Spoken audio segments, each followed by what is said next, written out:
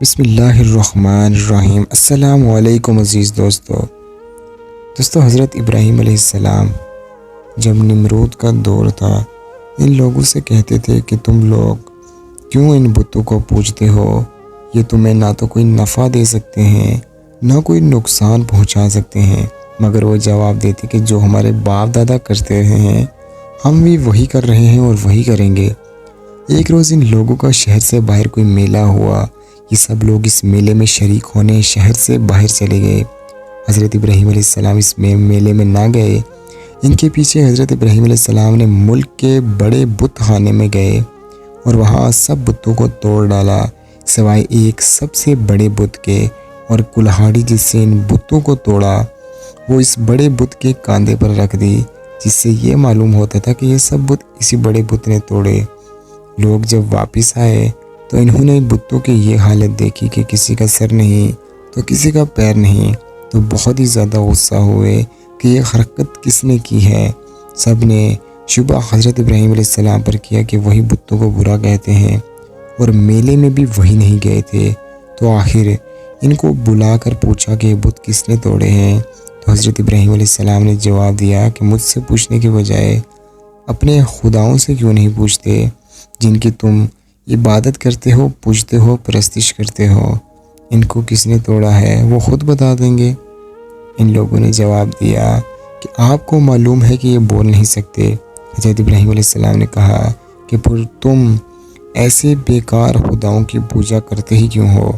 حضرت ابراہیم علیہ السلام نے پھر کہا کہ دیکھو، کلہاڑی بڑے بت کے کاندھے پر رکھی ہوئی ہے، یہ کام بالکل اسی کا معلوم ہوتا ہے، اس سے پوچھو۔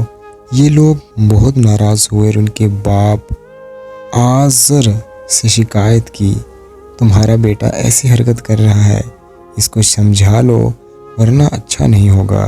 حضرت ابراہیم علیہ السلام نے اپنے باپ کو بھی سمجھایا اور بت پرستی سے منع کیا اور عرض کیا کہ اے میرے والد، اے میرے باپ، میں ڈرتا ہوں کہ تم پر خدا کا کوئی عذاب نہ نازل ہو جائے۔ اس پر ان کے والد نے بہت سخت ناراض ہوئے اور کہا کہ آئندہ تو نے مجھ سے ایسی کوئی بھی بات کہی تو میں تجھے سنسار کر دوں گا، اور کہا کہ تو میرے پاس سے ہمیشہ کے لیے چلا جا۔ آپ نے اپنے والد کو سلام کیا اور کہا کہ میں چلا جاتا ہوں، لیکن تمہارے لیے مغفرت کی دعا کرتا رہوں گا۔ دوستو پھر کیا ہوا؟ وہاں کے بادشاہ نمرود کو، جو کہ بہت ہی ظالم اور بت پرست بادشاہ تھا، ان سب باتوں کا جب علم ہوا کہ آزر کا بیٹا ابراہیم لوگوں کو بتوں کی پوجا کرنے سے، بتوں کو پوجنے سے منع فرماتا ہے، منع کرتا ہے اور ایک خدا کی دعوت دیتا ہے، تو اس نے اپنے دربار میں آپ علیہ السلام کو بلایا اور جھگڑنے لگا۔ آپ علیہ السلام نے فرمایا کہ میرا خدا تو وہی ہے جو مارتا بھی ہے اور جلاتا بھی ہے۔ نمرود نے کہا کہ میں بھی مار سکتا ہوں اور جلا بھی سکتا ہوں۔ چنانچہ اس نے ایک قیدی کو، جس کو سزائے موت کا حکم ہو چکا تھا، آزاد کر دیا اور ایک بے گناہ کو پکڑ کر قتل کرا دیا اور کہا کہ اب بتاؤ کہ میرے اور تمہارے خدا کے درمیان کیا فرق رہ گیا؟ حضرت ابراہیم علیہ السلام نے اس کے جواب میں کہا کہ میرا رب ہر روز سورج مشرق سے نکالتا اور مغرب میں غروب کرتا ہے۔ اس پر نمرود لاجواب ہو گیا اور حکم دیا کہ ابراہیم علیہ السلام کو زندہ جلا دیا جائے۔ چنانچہ بہت سی لکڑیاں اکٹھی کی گئی اور ان میں آگ لگائی گئی۔ جب آگ بہت زیادہ بھڑک اٹھی اور اس کے شعلے آسمان کی خبر لانے لگے تو آپ علیہ السلام کو اس میں پھینک دیا گیا، مگر وہ آگ خدا کے حکم سے، اللہ تعالیٰ کے حکم سے ٹھنڈی ہو گئی اور آپ کو آگ نے کوئی تکلیف نہ دی۔